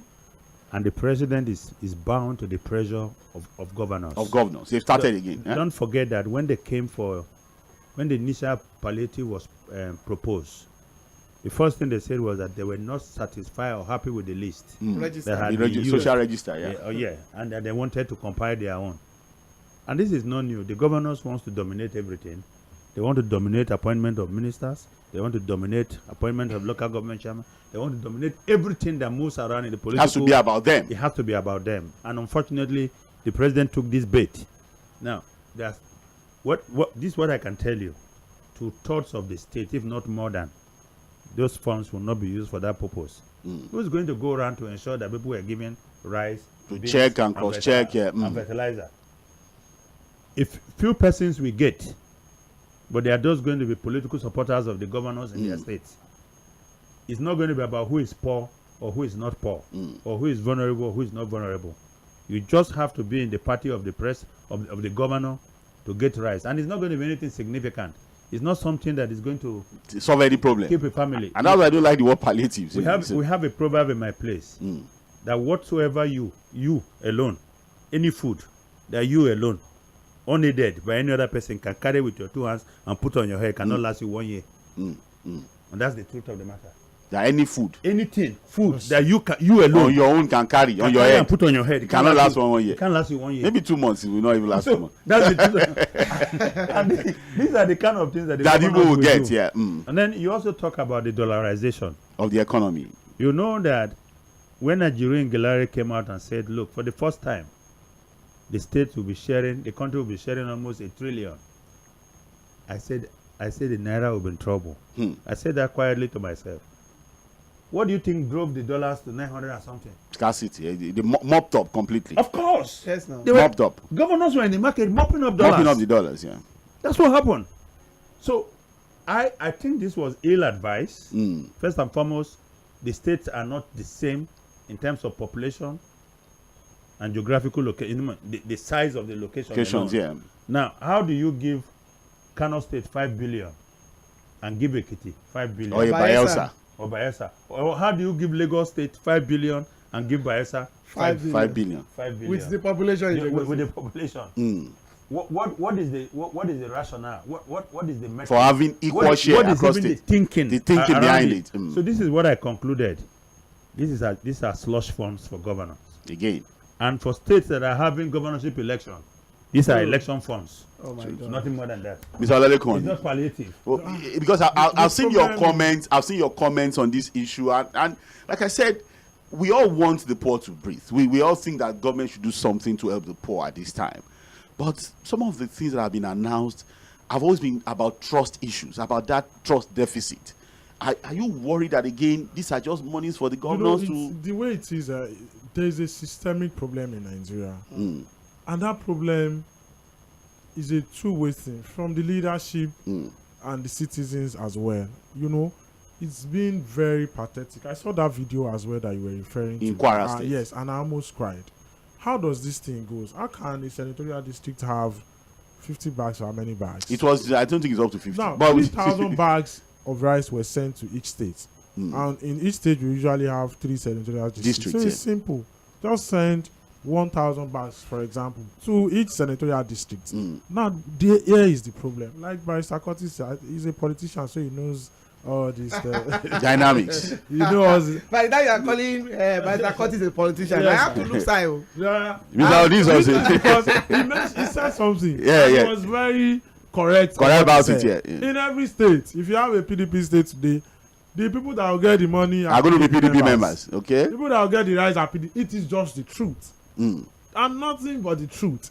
Now, how are we like that? So I am a leader, maybe for example in my ward. If you give a leader in your ward 2 bags of rice, he will take 1.5 bags. To him for himself first. Yes. Even the O2 is not enough. I'm telling you. No, you are sharing practical experience, yes. He will take 1.5 bags. For himself. I'm telling you, Mr. Fuhad, I've had issues that a ward chairman. A ward chairman was given 5 bags of rice. You should know how many people in a ward. He took 2 out of it. Out of the 5 first? Yes. For himself first? He now gave ward escorts 1. Okay. He gave zonal coordinators 1. 1. So for party members, minimum 1 bag. So how many party members in that ward? One spoon now. You know what they call Congo? See, I've always said that our leadership problem in Nigeria is minor. You might not take it, but we are the problem. Greedy people. Serious problems that we have. Now, when this issue of palliative came up, I said, see, I have feedbacks by the reason of what I do around. So I have the feedbacks. Nigerians were saying that give us palliatives, the president must do something, he must be quick about palliative. And I kept telling people, I said, these palliatives you are expecting, at the end of the day, it will still be, the political class that will still mop it up. We will still have the same problems. Why not look at the bigger pictures? Okay, Jodu LCD in Lagos, for example, the chairman bought 10 buses and then put it on different routes within the LCD, free transportation, 6 to 9 a.m. in the morning, then 4 to 7 p.m. in the evening, free. Either they will even ask you if you're a party member or if you are from Nigeria, if you are from Togo, as long as you're on the road at that time. So the people have been saying that, look, it should be more about public transportation. People have suggested the idea of public transportation as being more effective. Yes. I think it was all over in the news. The LCD, the Ojodu LCD, who bought free buses. Yes. People are saying that, look, for example, the 5 billion naira or whatever monies these governors want to use, that the idea of sharing things will not work. This public transportation from the federal government or from the state government will come a bit late because it's part of the medium term. With that saying, yes, it will be part of the medium term. So it's not going to come immediately like you have this policy. But there's pressure on this government to even just do something. And you're not going to blame the people. Do you think you should blame the people? Well, at the end of the day, they wanted the rice. Are they getting the rice? No, maybe it's not rice they wanted. Really. Okay, what is the immediate? That's the problem. Because the government has the immediate. In fact, if you look at the president's speech like 2 or 3 weeks ago, there's this. Most of the things he announced were medium term and long term. But people are saying that give us palliatives and all of that. And at the end of the day, the government wants to do something. For optics sake and say that okay, we have done something. Released money because the people wanted to hear that. But let me just ask you this direction. I'm coming to you, Nurudi. You think that this money eventually is going to end up in the hands Everybody knows. Okay. Even Nigerians that are asking for the money, they know. Because at the end of the day, majority of people that need this money will not get it. Or this rice will not get it, and it won't be the fault of the president. I'm not defending the president. But it's his fault. He should not have given the money. That's where he's giving money. He's giving money where his money is. He's under pressure. My point is that if he doesn't do this immediate, there will be so much noise. The president has not given palliative. What I think, sorry, Nuruddin, I'm taking you. What I think he should have done, he should have carefully sat down don't forget that in this country before there have been interventions from government in various forms. Yes. The recent one we saw was the cash transfer, even though it had issues, but the truth of the matter is a lot of people got money. Yes, I agree. So I said it. now, money. that would have something like that, you understand? Or like when we're saying if you had functional local government system. Yes. We don't have it. Which governors in Nigeria decided to kill? Yes. Unfortunately, by using the term true federalism. Yes. But the reality is that, do you know that majority of the countries that have developed well are not even federal system? Yeah. Britain is not a federal system. Yes. Right? You only have the federal government and you have local governments. In fact, majority of them who are going around with convoy today will be nothing in the United Kingdom. Because there's no space for them. In fact, it was Margaret Thatcher who said that states are artificial constructs. That the local government really made up of communities where the people live. It's where governance is. Where governance is. They see themselves. Go and look at our constitution and tell me what the functions of states are in that constitution. Do you know that under the extant constitution that we have, local governments have got more responsibility than states? Which and they even are jacked from their responsibility. They are responsible for collecting tenement rates. They are responsible for most of the state governors have taken over those responsibilities. They are responsible registry for markets, cemeteries, markets, parks, and all these things. What are the functions of the states? The state has hijacked it. In Lagos, for instance, now land use act, right? To take over tenement rate and every other thing. And the local government chairman cannot talk because the governor will remove them. Yes, you go to the House of Assembly and remove them. Yes. That's the problem. The military that are not democratic, they empower the local government. Yes. Or even on non-party basis, they conducted election into the local government. Remember the era of Diffrey? Almost all the roads that were tarred in rural areas were by Diffrey. These people are just speaking grammar. Governors are. Look at what the president did when he signed executive order 10. That's Buhari, yes. They went to make money from the federal directly to the local government. Until now, that alleged autonomy is not effective. It's not effective. You know, even at the point when they said, okay, the money should be paid directly to the local government chairman. Yes. I know of states where the local government chairman will withdraw the money and return it to the state government. And return to the government. Yes. All right. So it's a problem. So much problem. So much. Nuruddin, honestly, how do we solve this problem? Because there's so much trust deficit. The structure is not available to really get this thing down to people who need it. It's just a reality. Like we have just highlighted, the local government is non-existent really because they are tied to the apron string of the governors. Yes. So they are just like an appendage. They are not really functional. So you think there's any alternative to, sharing of rice, sharing of beans, the fertilizer thing? Because people fear it's going to be a racket at the end of the day. One thing there is this. When we talk about palliative does not mean rice, beans, and gario. So which other one are you talking about? One thing there is this. What politicians are termed to be palliative? They believe that people are poker. The way it was being used in Animal Farm by Eric Blau. That they are born to eat. So, and that's the reason why they are giving the interpretation of palliative to mean rice and beans. They have to sit down because there are some certain people that are being paid. There are some certain people that are being appointed now, and they are going to be taking the state money to think about what can cause across. Because it has, and one thing there is that we don't have, what we have is political structure. That is why you said something from the federal. It gets to the hands of the governor. No, that is not a structure. That is a political structure. A real structure supposed to be through the civil servant. But the problem there is that politicians have turned all our civil servants into politicians, and they are even the one that will dig deep hole of corruption for politicians to come and fed from it. I could recall during the time of PTF, we know how we get textbooks from PTF that you don't even know anybody. They will send it to your school. They have the number of students in that school. They will share it to you on the assembly ground. English, mathematics, and sciences, which they run through the civil servant. But now, today's civil servant, and don't forget, majority of our worst are in civil service. Unlike before, when if you are the best brain, they will tell you are not going anywhere.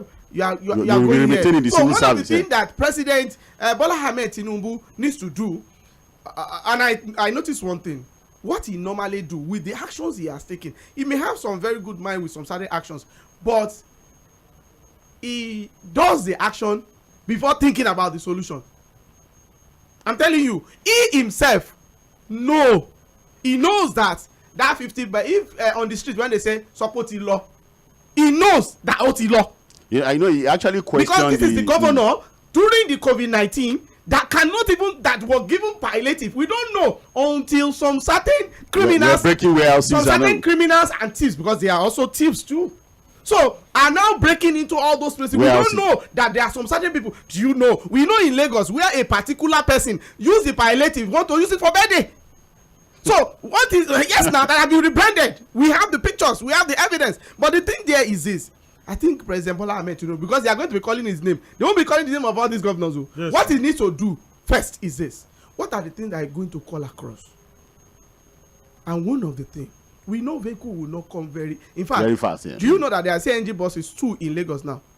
With 2, just well, we've seen some of them. No, it's even 2. Okay, we've seen them on. I even saw where they are charging it inside the LBLS. I saw it. Just 2 of them. Just 2. I think it's a test run. I know. For others to come. Yeah. That in 1 year, according to a source, in that, it said by 1 year, because it's not a thing that you just assemble one time. You have to order. It has to take a process before, so automatically. But what it can do, what are the things that cut across? Do you know if President Bola Ahmed Tinubu wake up tomorrow on Monday and said that we know we have problem with subsidy in the past, but because of the yearnings of our people and the suffering in the land and the effects on the issue of removing that particular subsidy, our government will sit down and see how we can cushion the effects. That will try much as possible that this particular pump price will not go beyond 350 naira, and we are going to work it out with the team I'm bringing on board and try to look at the SSCs. I'm coming. I'm listening to you now. Because with what we are adding now, yes, behind the back, with the settlement that was credited, that the thing will not go up. That it will not go up. What it means is this: we know it's an open market, and we know what in economics, even if you are not economics, with the elementary economics about perfect and imperfect market. So a situation in which an open market, you don't want the price to go beyond the price, yeah. What it means, you are going to pay for that pegging. I'm going to come to again. We're going to open the phone lines because I can see the lines buzzing. The phone is going crazy. Barrister Curtis, Nuruddin has opened a particular can of worm. Okay. And I'm going to ask you, I just want you to answer it in maybe 1 or 2 minutes. Something happened in Kenya. President Ruto, after days of protest, about the Agidi, returned subsidy for 30 days. Again, he said it's a partial return of subsidy to cushion the effect and all of that. Although people have said that we don't operate the same economy like Kenya. Yes. Okay. So it's understandable why President Ruto is under so much pressure. Yes. But a similar situation, almost a similar situation. What's the difference between us and Kenya? I'm coming there. Now, but again, do you support the return of subsidy in whole, partially, or you think no, the bus has gotten to a point where we don't need to turn back again? The bus has bolted. I need to ask you that question. Just 1 or 2 minutes before we open the phone line. I thought that the train left the station. But what do you say now? Before we arrive, but can we turn back the? But can I be blunt? I want a very honest answer. Do you think we can? Subsidy is back. Let me tell you why. Okay. If the president, the independent marketers saying we are at the rate we are importing with the dollars, this is how much we want to start selling from next week, and the president comes and say no, the price will not go up. Who is going to pay the difference between what they are importing and what they want? People are already saying that. We have, and there is a portal, and there is a portal for you. You know what the independent marketer said was that look, we have this license, but we can't import because we have no access to dollars. So, yes. and so the CBN has said that look, there are now dollars available to them now to import, and that's intervention for now. At what rate? At what rate? No, wait. I'm saying that that's the intervention. No. See, wait. The IPMAN guys are not saying the rates are high. What they are saying that there's even no access, so they are not importing. So can we assume that they now have dollars, and that's why The products are available. No, we have to What know is at the happening rate, is that- so that we don't can know forget the that- differences. Don't forget that the government floated the dollars. Yes. And the government told us they are not going to intervene. The market. They allow the market force to determine. Yeah. But what has happened now? Woman The CBN has forces, intervened. woman The forces are coming. The CBN has intervened. Fighting Yes. Odin. We are now going back to the regime of BDCs. BDC. Yes. Yeah. And for them to get a spread of 2.5% Yes. for the transaction, which Yes. used to be the normal policy that never worked. Yes. So, and this is why we had argued in this very studio Studio, yes. that an epochal decision like this ought to have taken more consideration And consultations. and too. consultation and planning. Mm. Now, why I asked you what is the difference between Kenya and Nigeria is because don't forget that Kenya also has multiple ethnic groups Yes. that are fiercely competing against each other. And at the election of William Ruto also had issues, just like that of Yes, President Tinubu. You understand? And because he is not sitting well in Kenya there, he decided to make that concession. Now, and we are at that point in Nigeria now, because like he said, people are suffering and they are yearning for a change. 2 days ago, I said Nigerians are hungry for hope and renewal. I'm not talking about renewed hope now. They are hungry for hope And and they renewal. are hungry for renewal. But I want you to answer my question. Do you support subsidy? return of subsidy? I'm not an economist, my brother. The only thing I can manage is my personal money. But do you think subsidy should come back? Well, I think that an average Nigerian is entitled to something as a right. Because now every other intervention seems a You know the problem. problem? Like I said before here, every time there is a problem, the government looks for the poor people to carry the burden. What does a Nigerian get? Being a Nigerian. As a citizen right. All right. Free education. Mr. Olalekon. Where? Education. Where? Tell me the state that is. All right. Let us go But there. let's not digress. Let us go there. Your, Well, which your state? graduate school was in Nigeria. Tertiary education was in Nigeria. Yes, I paid. It was free now. Mr. Olalekon. We are I going went to- to University of Jos, I paid. It was free. I went to know- Unilag, you I know paid. What it was free. You know what? You know know what? now. You know what? You know what? It's Ask not- why. free He now. was part of those people How much? that led the How much protest. did you pay? He knew. He knew. No, We did I not always press said people. that it's free. How much is my Tertiary parents' house? education in Nigeria is free. But you know, but free, Mr. yeah, Olalekon. because of that But Mr. Olalekon, tuition, Mr. Olalekon, it's the- free. the reality is that as an oil-producing nation with the wealth of the nation, Yes. subsidy, is given to people all over the world. So the It's fact not that peculiar to us. a lot of the people who rule us today enjoyed qualitative If free we had a education. refinery They even got to work- free Price meals. Agotis got They free even got education. free No, meals I didn't. in their time. How much were you paying? If we had a refinery, Unilag was still paying 18,000 naira Listen, as even a what I maybe 2 paid, years ago. Let me tell you, even what I paid was extremely difficult for my parents to raise. to At raise. that time. I'm telling you the truth. See, if we had the refineries working, are we going to be talking about the rate of the dollars in importing What the oil? concern- So that's where we are going now. That's That's what I want to say. That's where we are going. so what do we do now? Those things should Very not be fast. finished. 1 minute Let's before we need make to it open the work. phone Let's lines. make our refineries work. Okay. Just like it's simple analogy. Once we have the refinery, we won't even have the issue can of have direction. dollars. Yeah. All it's right, as simple as that. 09136. And I read somewhere today that it's the Ipman chairman in You know, Rivers I saw the State. update. My son asked me a question this afternoon.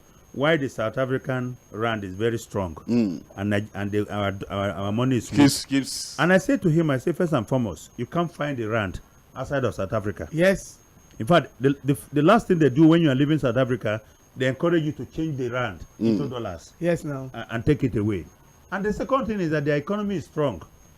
Whether you like it or not, most of the companies in Nigeria, MTN, DSTV, And they repatriate their funds. and they are not repatriate their very- funds. So for us, at the moment, what are we really doing apart from oil that we are selling? Majority of the states are So not we lifting need to their- they are not diversify, pulling look at their other weight. sources. Yeah. Of course, everybody goes to Abuja at the end of every month. And that's all. To share, and then the governors will lecture you on true federalism, as if in the true federalism, State must not be state viable. goes to the state that has money. You must All right. generate your funds by yourself. All right. Again, a lot that we need to talk about when it comes to reforms. The phone line is officially open. 09136000410. Happy I Sunday. greet everybody, our guests. So we're going to be strict with our time today. 2 minutes. No please. problem, no Yeah. problem. All right. I will do that quickly. You see, for me, I'm going away from the ministership contribution. I'm not going to contribute You want to anything talk about there, but on palliative. You see, there's no doubt Nigerians were so hardworking, dedicated. Is it palliative that you want now? To treat what? Is it to treat symptoms that is affecting us, or to treat the castrative things that is probably putting everybody on their knees now? You can imagine I'm buying petrol, which they didn't even sell to the measures that's supposed to be given to me. When I moved, I saw that I always see the meter not moving. You can imagine that. Why can't we probably have government that will be ready to do the needful? Are we going to be seen depending on this kind of leadership that we have? Spirit of dependency is just too much. It's eating us badly now. I am telling you. You see, leadership's potential, where is it among this leadership that we are looking forward to teach us, to give us the new Nigeria we are expecting from them? I don't think anyone has any magic now. Even the man there now is not having any magic than what I'm seeing now. And they wanted to deceive us because of one palliative or the other. Thank you. Thank you so much, Khalid from Abeokuta. 09136000410. Hello, good evening. Good evening. Yes, good evening. Good evening to everyone in the house. My name is Don Peters. Good evening. I'm calling for First Track. Please go on. What? Yes. You made a promise to us during the week that you are going to help us ask Barrister Curtis how the governance is going in Benue. Oh, in Benue. Yes, between the Reverend Father and I think Secretary to yes, George Akume. There are people who have said that we now have two governors in Benue. He will answer. We always, thank you for reminding me. Yes. Yeah, we always enjoy Barrister. You know, we take from the abundance of his knowledge. So we always like to listen to his analysis. He's always spot on. So please help us to ask him the question. He's listening, so he will answer. Good. Right. On the other one, please, the subsidy should be back. And this is my... You want subsidy back? Yes, it should be back. Okay. It should be back 100%. And this is my argument. When they remove subsidy on kerosene, what did they do with the money? They remove on diesel. What did they do with the money? They remove on aviation fuel. What did they do with it? When they remove on cooking gas, what did they do with the money? Now, the only thing that the whole Nigeria enjoy is this subsidy on petrol, and they have removed it. So what makes you think they will do something with this one they have removed? And every country in the whole world subsidize one or two things for their citizens. Correct. So we as the Nigerians, which one are they subsidizing for us? Right. This is the only one that we enjoy. They should bring it back. All right. Thank you. Thank you, Don Peter. Mr. Koch, you want to quickly answer the question? Okay, so yeah. you recall what happened between the former governor, Otom, and Akume? Akume, yeah. It's beginning to happen. With Father Aliyah? Yes, Father Aliyah, because you see, politicians don't know when to stop. Akume is dictating almost everything to the governor. And the man is getting very uncomfortable. In fact, during the election of the Speaker of the Benin State House of Assembly, it was a big battle. The governor had his candidate. Akume also had his candidate. Even from Abuja? Yes, from Abuja. The lady that is said to be the official. No, I don't want to go beyond all right, that. we understand. At the end of the day, it took the governor, it took Akume's wife to back the governor's candidate with her representative from a local government to win. So you can see that the governor himself is also struggling trying to balance it out to be independent, but he also didn't want the speaker that Akume will give to him and begin to cause trouble. Because if they have problem in the future, it can be used to. So the governor was able to win the speakership battle. So he won the speakership battle. But you know, there is this trouble is still brewing. Troubling signals. We are beginning to see it already because they don't have a limit. I mean, he wants all his guys to be local government chairmen. He wants them to be advisors and all. That's George Akume. Yes, I mean they have no limit. No, that's what politicians do. I think you've answered the question. Let's go back to phone call. Hello, good evening. Hello, good evening. Yeah, good evening. My name is Richmond, calling from Ikoyi, where I live. Utsman. Richmond. Okay, sorry. Richmond. Please go on, sir. From Ikoyi. Yeah. From Ikoyi, yeah. Yes, exactly. I want to make a very straight point, but it is not going to come in any particular manner. Now, your guest in the studio, I throw a very big to both of them, which of course includes the very eloquent and articulate barrister. Somebody mentioned the word market force. And somebody mentioned at what exchange rate with each time we buying petrol. Now the issue is your market force is not economical.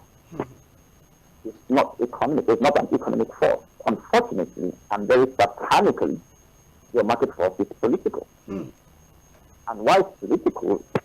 A misguided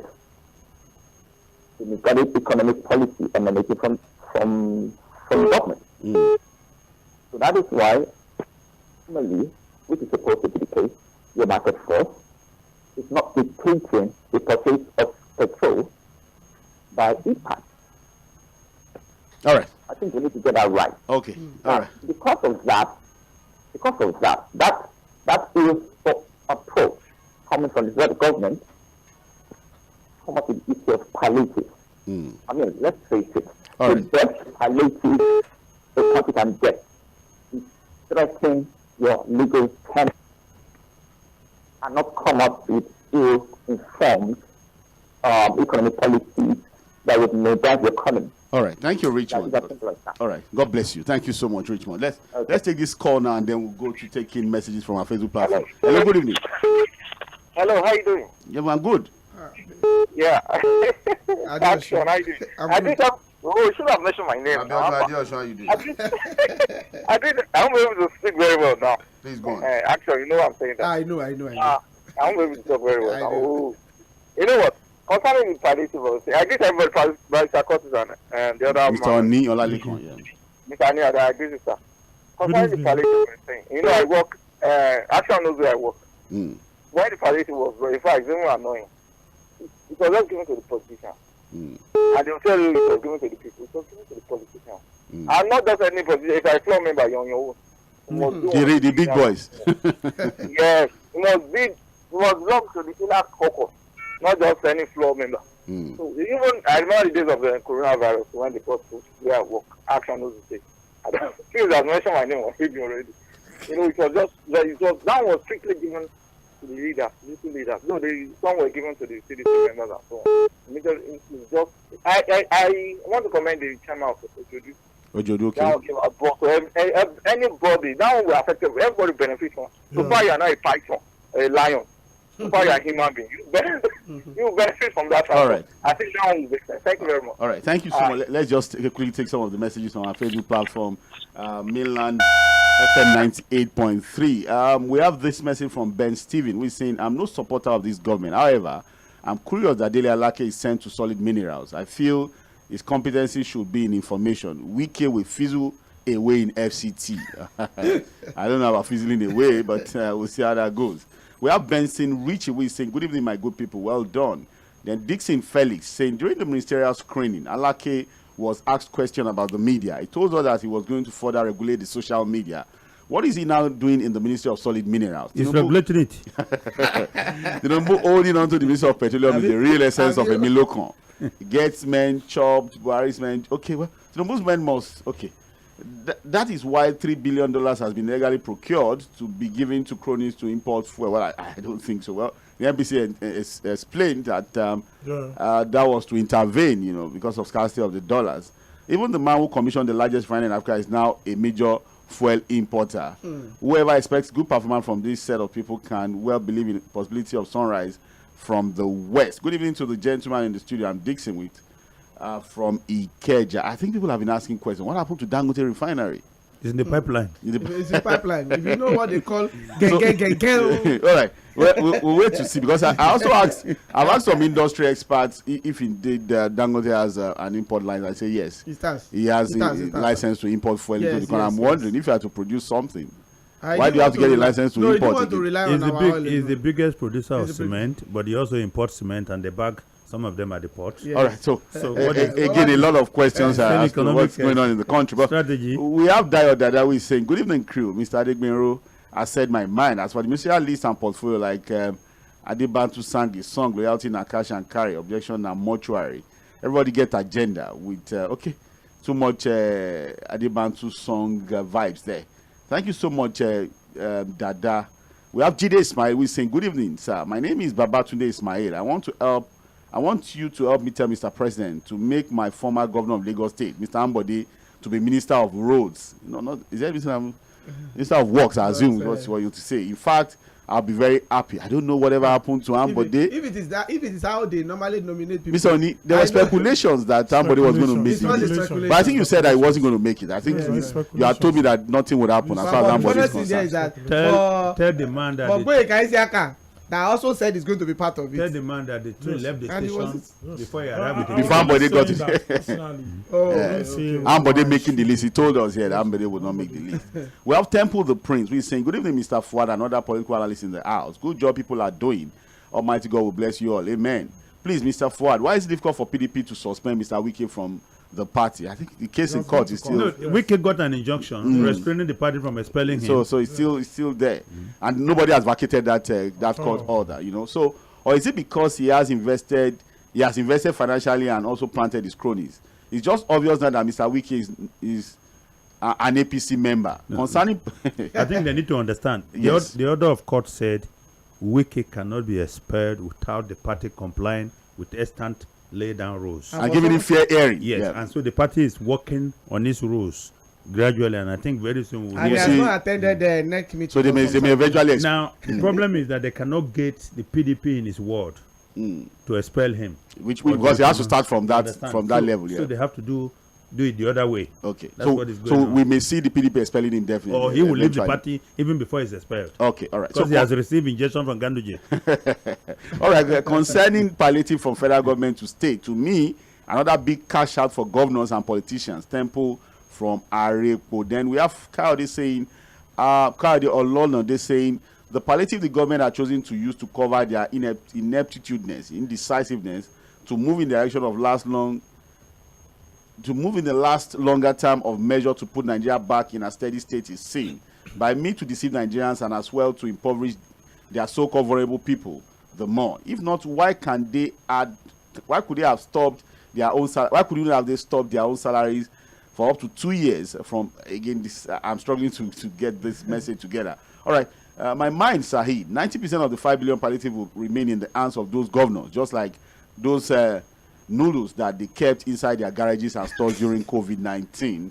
And then we have Abraham Ayotunde, we're saying, don't forget Unjuru Ngilali already said that even if we have an oil refinery, the price of fuel won't go down.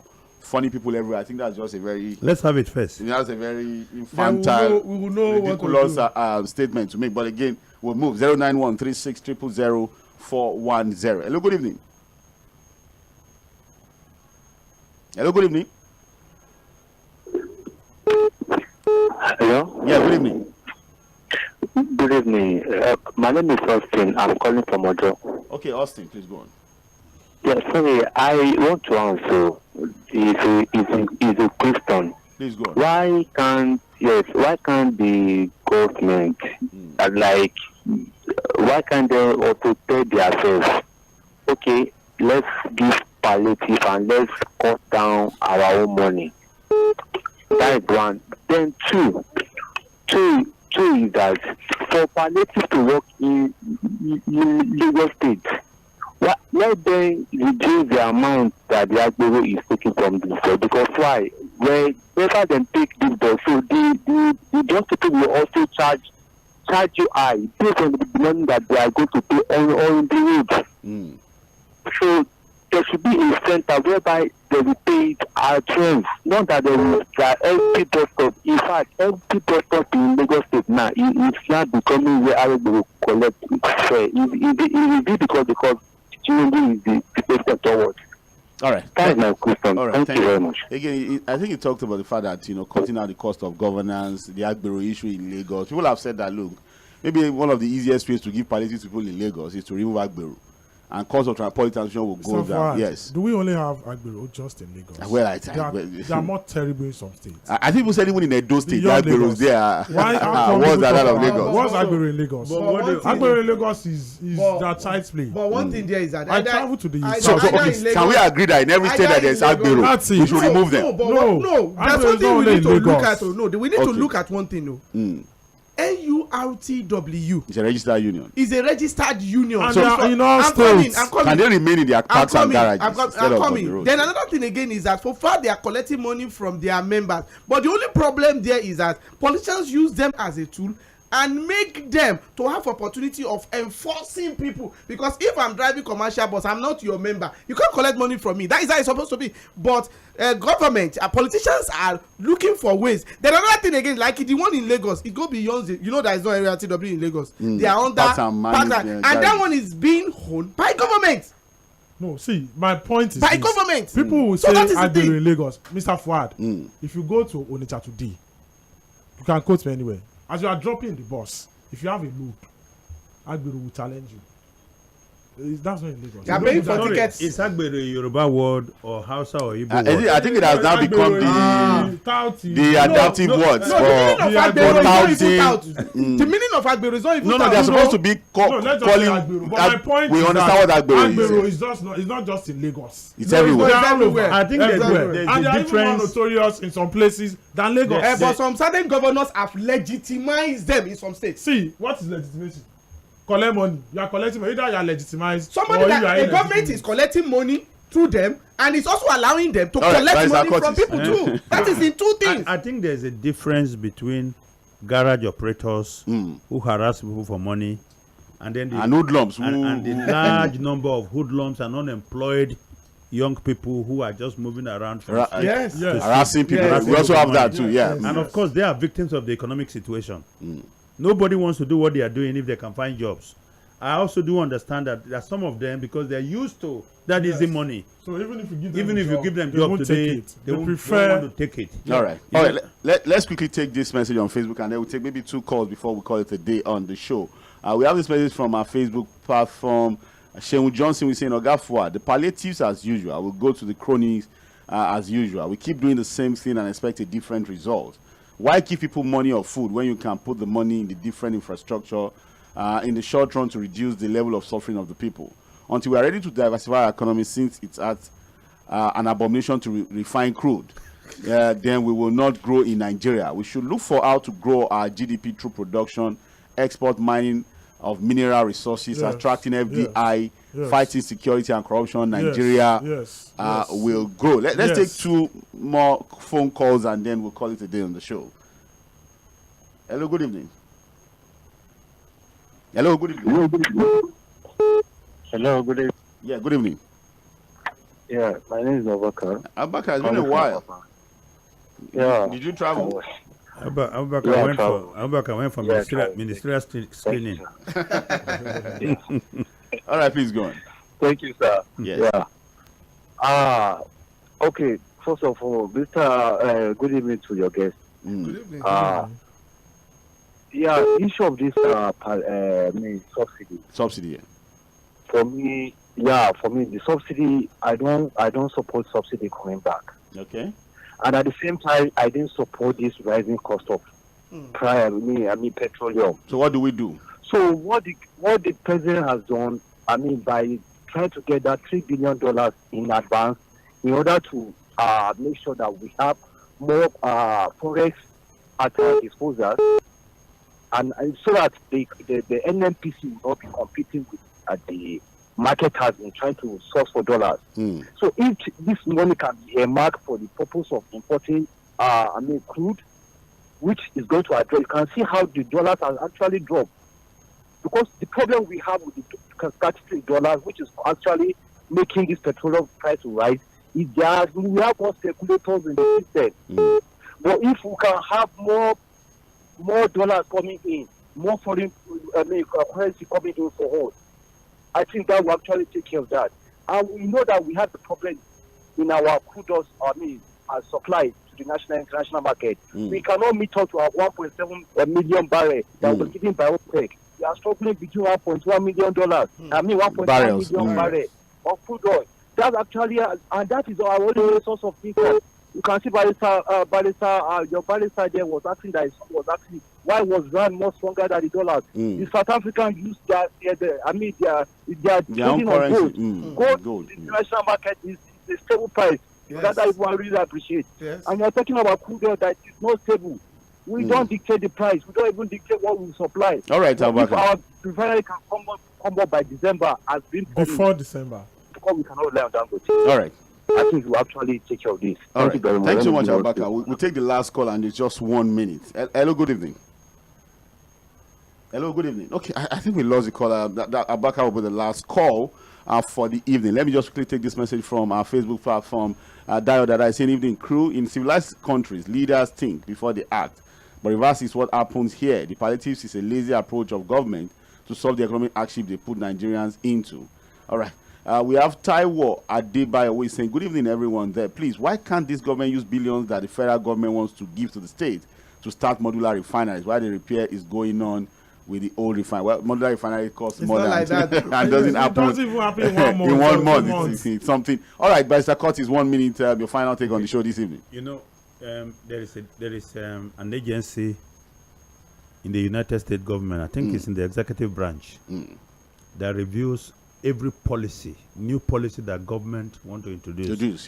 They will sit down and tell you the impacts, likely possible impacts on the people, on the economy, whether it will lead to job creation, job loss, it will lead to inflation. And they take data. And they take data and they come out and they publish every time. Even before the unemployment, job creation, they keep publishing. Yeah, the government can defy them, but in most times they don't. And I think I want to see something like that in our government, rather than this whimsical and institutional kind of reaction. Somebody just get up and say, "Oh, this is what we are doing, and we are not going back." Yeah, you know, as if those in government don't make mistakes, and those of us outside government. So something more methodical and yes, I mean, and if that had happened with this subsidy thing, yes, I think the government would have been better prepared to handle the implementation. Maybe would have been better. Yes. You see, all right, Mr. Olelekoni, you're fine. 1 minute. Time here. I said that the government or the president should not rush into taking decisions. I think I said you said that, yeah. You know, and at the end of the day, people are now complaining about this palliative because Nigerians, from feedbacks,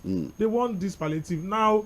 He's rushing to it again, and it's a problem. Now it's as if so. I think it's so. What's the way for 1 minute, Mr. Very important. The president should not rush himself, and I think that it's also important that Nigerians should be patient as well. Okay, all right, Nuruddin Agbero, 1 minute. My own is that. From the president and others, they should not become agbalowo meri. Those you have to break that down. Those people that are impoverished already, they still want to take out of those people that are in multi-dimensional poverty. Government should desist from that, and at the same time, President Bola Ahmed Tinubu should know that the street is not smiling. People are dropping dead by the issue of poverty and all that things. A lot of people are having mental issues as we speak. So he must look into whatever that is going to alleviate the sufferings of Nigeria. It is very, very important. All right, alleviate the suffering of Nigerians. Yes. The rich who steals from the poor is ultimately poor. All right, well, mentally is poor, obviously. All right, this is where we call it a day. Political Roundtable, Mainland 98.3 FM. My name is Saheed Fuhad. Let's do this again next week.